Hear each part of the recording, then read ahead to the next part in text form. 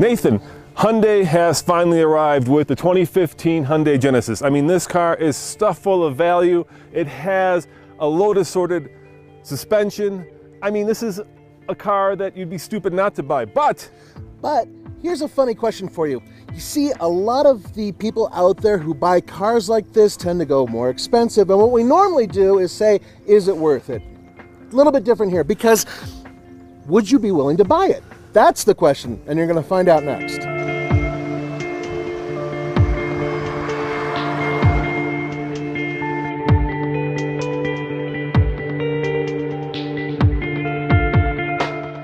the last Genesis, let's face it, was a great car, but it was a little bit frumpy. It had that old man vibe, which is never good when you're trying to sell cars to even old men. But this car, look at the front end. It's powerful, it's masculine, and yet it's elegant. The only issue with this is this badge right here, because while it says Genesis, it doesn't say BMW or Lexus or Mercedes. So even with a Genesis badge, would you buy it?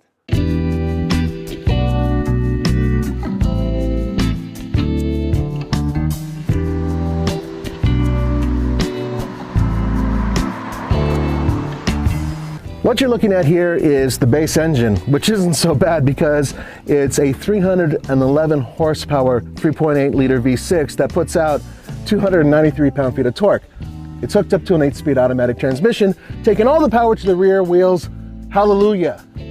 Now, if you really want more power, there is a V8 that's available, and brand new, all-wheel drive is available as well.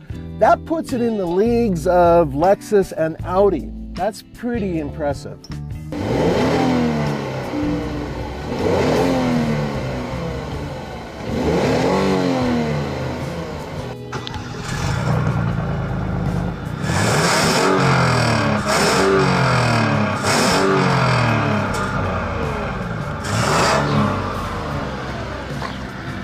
Okay, I'm a little disappointed. A BMW 6-cylinder engine would certainly sound a lot better than this. But you know, this car isn't built for that, so I'll let it lie.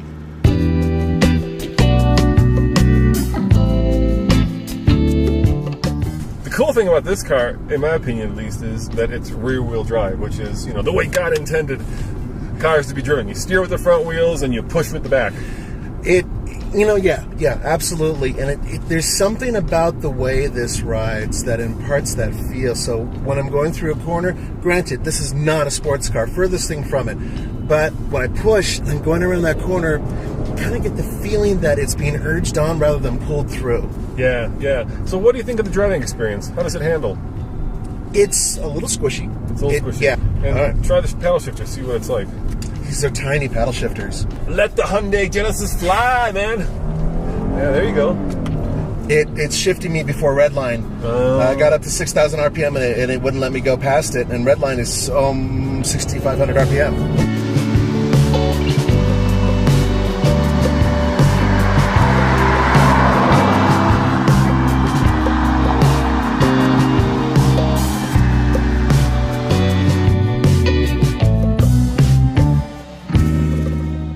The interior of the Genesis is Lexus-like, and that is a compliment because Lexus does some of the most elegant, some of the most stylish, some of the most expensive interiors in the car biz.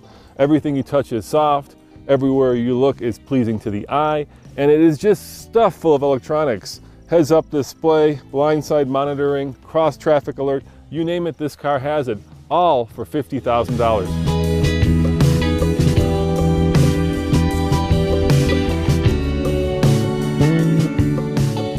I am not trying to sell this car for Hyundai. I'm not trying to sell any car for Hyundai because, frankly speaking, Hyundai makes us work for it in many ways. We haven't even gone to a press event for one of these things, but damn it, this is one of the most comfortable rear seats I've been in, period. Yeah, no, it's like sitting in a giant pillow. I mean, it's that comfortable. Really nice, and there's no extra amenities. I mean, these don't recline or anything like that. Look at this. Okay. Oh, okay. Oh, Yeah. That's That's the luxury. Yeah. Okay. Well, but the point is, I mean, my tush feels absolutely amazed. I feel like I'm pampered. I got great leg room.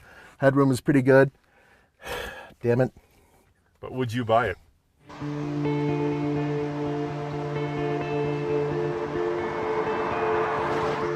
It took me a while, but I found two issues with the interior as I'm driving. Figured these things out. One, a lot of little buttons over here on the left side of the steering wheel. Hard to see. Yeah, hard to see, hard to actuate. It's kind of ironic because those are all your safety buttons, right? I know, it's like, yeah, there's the gas tank and everything else, but also traction controls over there as well. And like your lane keep, so if you want to turn on the safety part, you can't see it. Highly recommend you stop and then look over there, then push the button you need. And there's one other issue. Yeah. And it's just a little something, but it bugs me because the steering wheel is so fantastic, but where the horn button is, this is super hard, cheap plastic compared to everything else in the car, which feels like it's seriously way up there. So it's just a minor thing. Actually, there's a much bigger thing. Let me show them. It's right here. Show me. It's has to do with the temperature control. Oh, yeah, dude, check this out, guys.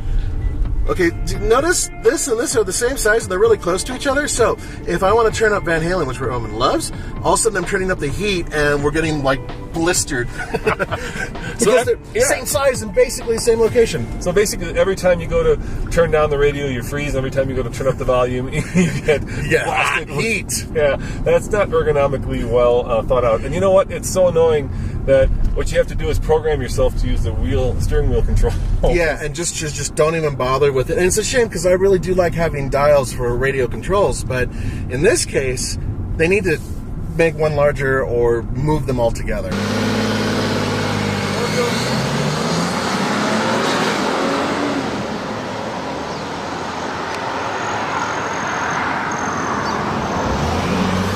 You know, Nathan, the issue here is it's a $50,000+ car, but you're buying it next to cars that cost a lot less at the Hyundai dealership. So yeah, it does have a Genesis badge, but it's sold through a Hyundai dealership, and people are going to have issues with that. Oh yeah.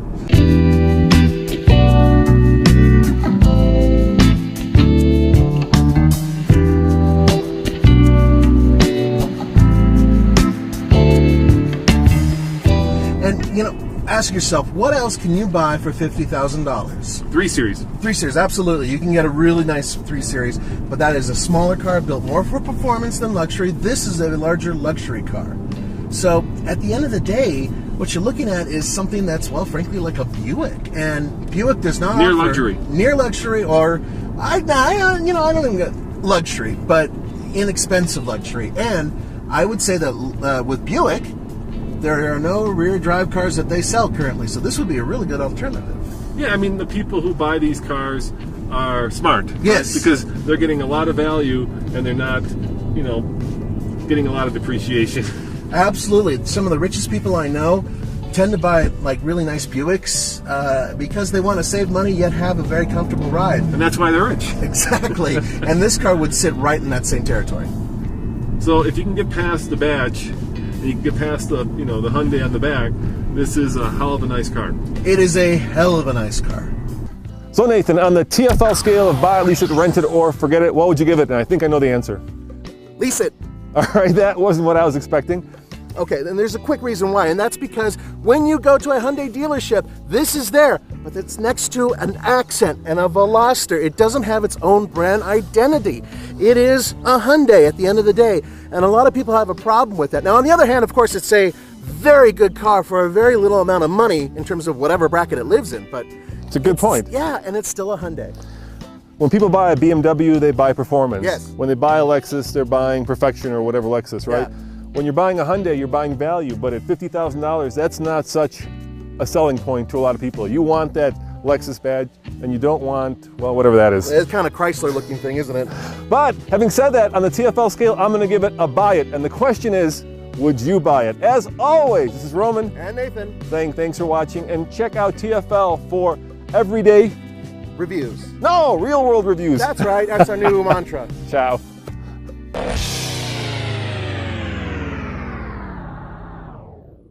You know, Nathan, this whole area was just devastated by the flood.